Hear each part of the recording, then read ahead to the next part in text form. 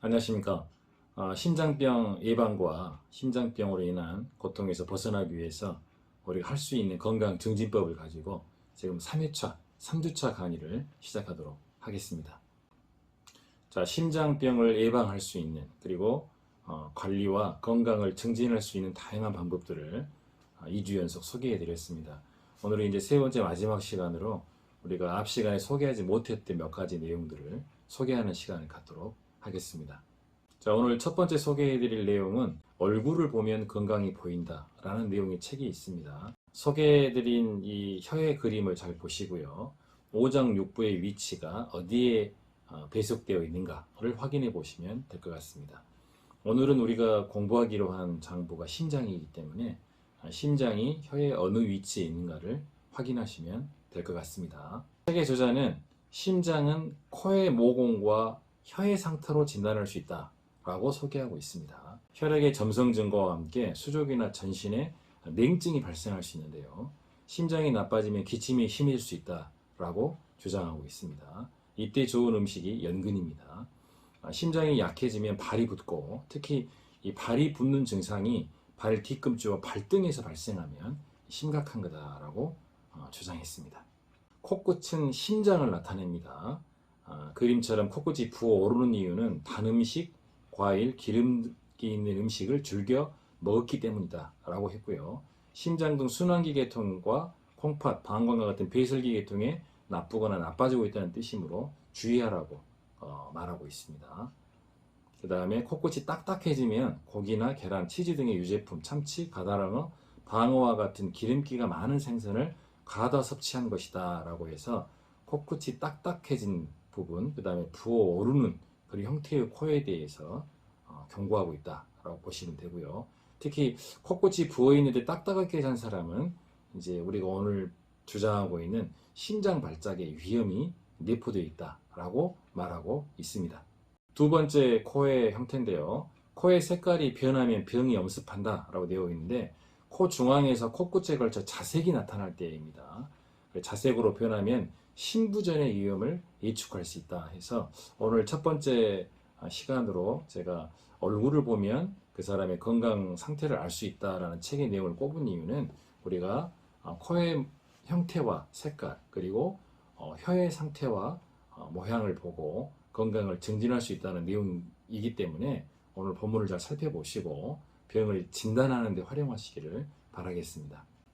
특히 진단법 차원에서 혀의 모양을 보고 혀끝에 혓바늘이 돋거나 이상현상이 발생했을 때는 꼭 심장과 폐의 건강 상태를 확인해 보는 그런 절차를 밟으시기를 바라겠습니다. 자, 골반 조정으로 건강 치료. 심장이 나쁜 사람은 어떤 사람이냐? 자, 선생님은 이제 흉추 2번과 3번의 문제는 기관지와 폐의 문제다라고 했고요. 흉추 4번과 6번의 문제는 심장에 이상일 수 있다라고 소개하고 있습니다. 숨찬 증상과 함께 이제 심장병에서 오는 병상 이런 모분들이 이런 모든 것들이 흉추 4번을 조정해주면 회복될 수 있다라는 내용인데요. 등뼈 주변이 딱딱하게 굳을 수 있는데 일단 골반부터 차례대로 교정이라는 과정을 거치면서 등 부위, 어깨 부위까지 풀어주신다면 심장에도 상당히 좋은 영향을 미칠 것이다 라는 내용인 것 같습니다. 소개해드릴 세 번째 심장 관련 건강 증진법, 심장 마사지입니다. 심장은 주먹만한 근육덩어리로 단 1분도 쉬는 날이 없다. 1분당 70에서 80회가 박동하고요. 1일 10만 번이 뛰게 되어 있습니다. 약 120리터 혈액을 온몸으로 보내주는 그런 아주 고된 노동을 하고 있는 장부인데요. 우리가 심장을 위해 할 수 있는 일이 뭘까 고민해야 될 부분인 것 같기도 합니다. 심장은 1년에 3,800만 번 정도, 3,800만 번 정도 파동을 하고요. 이 파동을 통해서 파도처럼 혈액을 손끝, 발끝에 말초혈관까지 전달하는 굉장히 중요한 역할을 하고 있다는 것. 미국의 경우 3분마다 심장마비가 발생하고 있고 세 가운데 한 명이 사망하는 상당히 중차대한 질환 중에 하나고요. 우리나라도 지금 사망률 1위로 올라와 있기 때문에 우리가 각별하게 심장에 대해서 조심해야 될 이유가 있지 않겠나 하는 생각이 들어집니다. 자, 두 개의 그림 보이시죠? 자, 손바닥이나 주먹으로 왼쪽 가슴 아래를 가볍게 두드린다. 가볍게 두드려주는 경우죠. 가볍게. 일단 아주 가벼운 터치가 중요한 내용입니다. 잠시 심장박동과 복부의 대동맥의 맥박을 고요히 느끼고요. 복부 대동맥이 뛰는 순간 왼손으로 심장을 펌프질하듯 가볍게 눌러줍니다. 왼손으로 가볍게 눌러준다. 자, 심장에 대한 터치 기술, 이것은 특별한 방법이 있는 게 아니라 가벼운 터치, 늘 말씀드리지만 사랑스러운 터치로 심장의 고된 노동을 위로하고 격려해 주시기를 바라겠습니다. 본문에 나와 있는 것처럼 심장마비의 가장 큰 위험 요인을 흡연 습관에서 찾고 있고요. 하루 10,000보 걷기를 통해서 심장병을 예방해야 된다라고 소개하고 있습니다. 다음은 세 손가락 지하편에 나와 있는 4개의 경혈 참고해 주시기 바랍니다. 우리가 앞 시간에 이미 소개를 해드렸는데 뇌관혈, 신문혈, 심유혈, 족삼리혈 네 곳입니다. 자, 심유혈의 경우 피곤으로 인한 심장의 두근거림을 개선시키고요. 족삼리혈은 위의 더부룩함으로 인한 심장의 두근거림을 개선시키는 효과가 있다라고 소개하고 있습니다. 자, 이 백특효혈 자극요법에서 3개의 경혈을 소개하고 계십니다. 중충혈, 소충혈, 그리고 제2천생족입니다. 자, 제2천생족이 새로 등장했는데요. 중충혈의 경우는 심장성 질환, 고열, 의식장애, 중풍에 도움이 되고 소충의 경우에는 급성 증상, 흉통, 기절 협심증 등 구급혈로 사용되고 있다라는 내용이고요. 자, 제2천생족의 경우 부정맥을 개선시키는 효과가 있다고 되어 있기 때문에 가운데 발가락 부분, 그 부분을 자극해주는 방법으로 건강을 증진할 수가 있겠습니다.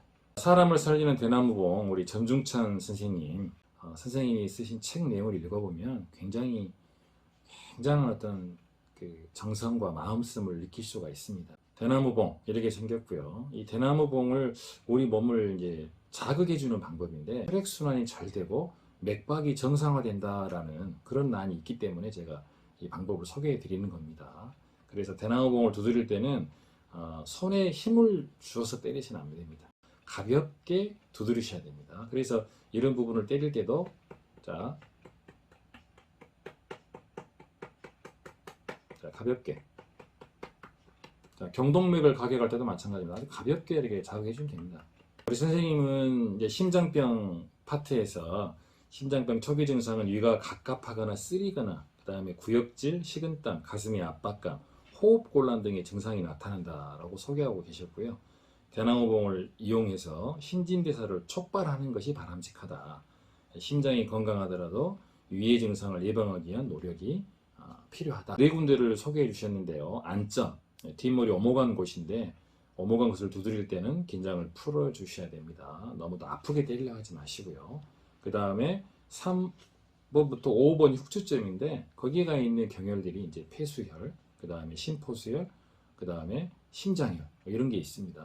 가벼운 터치법으로 양쪽을 이렇게 견갑골 안쪽, 어깨 쪽지 앞면, 이 흉추 쪽을 때려주시는데 지금 때려도 굉장히 시원합니다. 예, 때릴 때 이제 가끔 횡돌기나 극돌기 제음이 맞아가지고 아플 수가 있으니까 그런 부분은 좀 감안하시면 될 것 같습니다. 특히 심유 두드리기 혈액순환을 좋게 한다고 나와 있는데 그 견갑골 사이 부분을 이런 식으로 때려주시면 될 것 같습니다.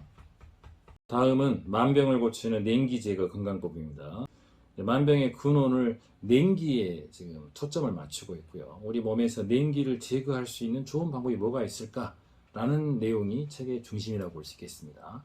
냉기와 더불어서 과식으로 인한 순환장애 부분을 해소할 수 있는 방법에 대해 소개하고 계시는데, 냉기로 인해 심장을 중심으로 37도인 인체의 온도가 하반신으로 내려갈수록 31도 이하로 떨어진다는 경우죠. 결국 말초 모세혈관은 정체 중인 자동차들처럼 혈구가 모여 흐름이 느려지고 정지한 것 같은 상태가 늦어진다. 이를 혈구 슬러지다 라고 표현하고 있는데, 우리 선생님은 이걸 동양의학에서는 어혈이라고 말하고 있습니다. 냉기와 과식은 혈액순환을 나쁘게 하고 병을 더욱 악화시킨다 라는 내용입니다.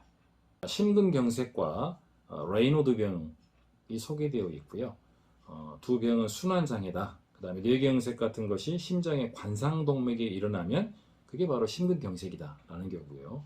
그다음에 레이노드 병 같은 경우는 간헐성 파행인데 조금만 걸어도 발이 아파서 걷지 못하는데 쉬면 나아졌다가도 걷기 시작하면 다시 아파진다라는 병증인데요.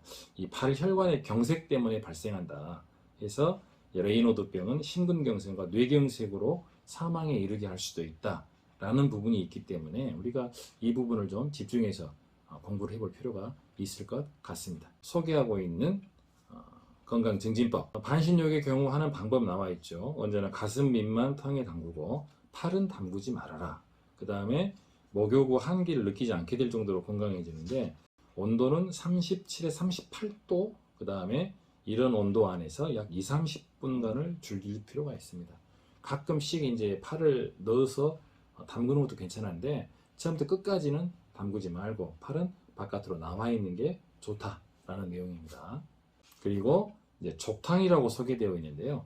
족탕의 경우 이제 냉기가 심하면 설사, 복통, 두통 등 몸 상태가 나빠지는데 이벽과 같은 효과를 누릴 수 있다라고 소개하고 있습니다. 족탕이나 반신욕의 건강의 기본 원칙이 이제 두한조결인데요. 머리는 차게 하고 발은 따뜻하게 해주라라고 되어 있는데, 자, 두한조결의 의미로 본다면 반신욕이나 전신욕보다는 가격의 개념으로 스파 테라피를 시도하시는 게 도움이 될 것 같다라는 개인적인 생각입니다. 배운 내용들이 워낙 방대하기 때문에 우리가 다 외울 수는 없겠지만 그래도 그 중에 가장 관심이 가고 내가 적응하기 쉬운 내용이 있다면 그 부분을 매일처럼 반복해 주시면 내 건강도 좋아질 것이다 라는 확신이 들어집니다. 집중호우나 또 폭염, 폭우 주의하시고요. 무엇보다도 코로나19로 인해서 지금 재확산되고 있는 여러 가지 사회적 환경이 아쉬움이 많이 있습니다. 건강관리 잘 해주시고 마스크 착용이라든지 거리두기 부분 잘 하셔서 건강을 위해 만전을 기해 주시기를 부탁드리겠습니다. 오늘도 고생하셨습니다. 다음 주에 또 찾아뵙도록 하겠습니다. 감사합니다.